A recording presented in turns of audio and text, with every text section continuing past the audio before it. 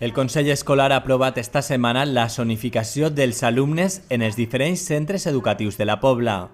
Es tracta de determinar quin serà el centre públic de referència per a cada zona i carrer del municipi. La proposta aplega al ple del Consell després que la Comissió de Treball estudiara el nombre de xiquets a cada àrea del poble i determinara la seva distribució. L'obertura del Col·legi El Campés, en la seva ubicació definitiva, ha permès que es plantegi una nova distribució dels alumnes.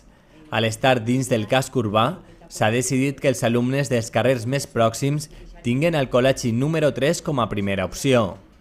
Són els ubicats a la part est del número 30 del carrer València.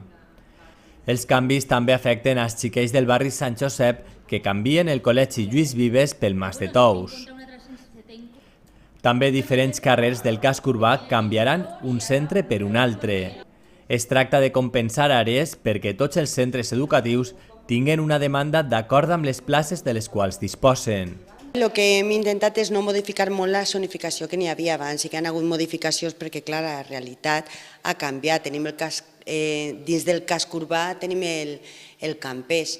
El que hem fet és optimitzar dins del que hem pogut la gent que puga anar caminant al campés, la gent que seguia a transportar, continuarà a transportar al Mas de Tous i dins de lo que era la zona del Lluís Vives, la zona del barri sí que ara queda inclosa dins de la zonificació del Mas de Tous.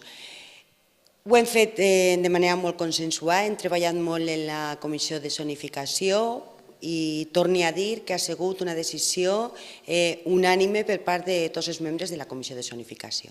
Tots els canvis aprovats afecten a l'interior del casc urbà. Les urbanitzacions no modifiquen la seva distribució actual i estaran repartides pels diferents centres.